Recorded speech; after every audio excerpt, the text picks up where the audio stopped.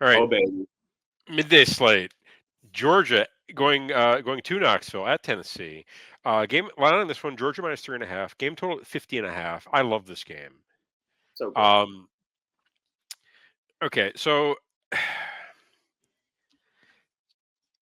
I I I went back and forth on this one. I actually landed on Tennessee plus the 3.5. Um, I think this is gonna. Honestly, I think this is gonna be a bit of a rock fight, and I'll tell you why. I don't. This Georgia offense is not clicked. It's not like the same at all. I don't know that Gunnar Stockton's the answer quarterback. In fact, he might not be. Uh, so I don't really trust the Georgia offense. The Georgia defense, I'll always trust. I think they got Yeah. 11 5 stars running around out there. It's amazing. But Tennessee, it's they're gonna have the crowd. They're gonna have the environment. It's gonna be lit. I've seen.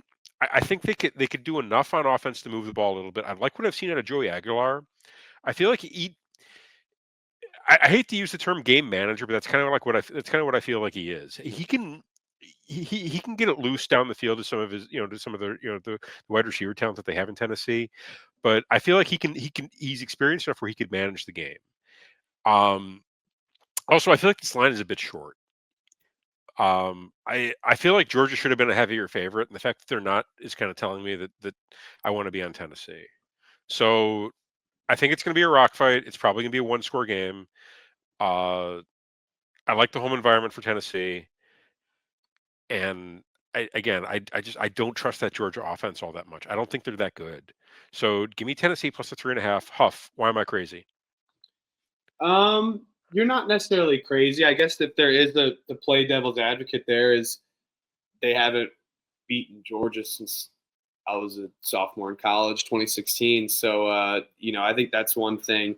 And they haven't won. They actually won in Athens the last time, but that was when Georgia really was kind of in a transition year in a couple years. And then Tennessee last win in Neyland was 2015. So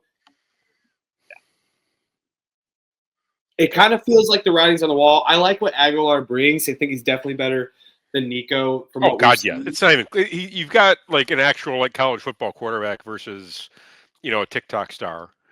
This one's going to be, I'm going to side with you on Tennessee. I hate betting against Georgia, but I do think their offense, it's just one of those defensive advantages I think Georgia always is going to have on these SEC teams for the Sure. most part, Oh yeah. as you discussed.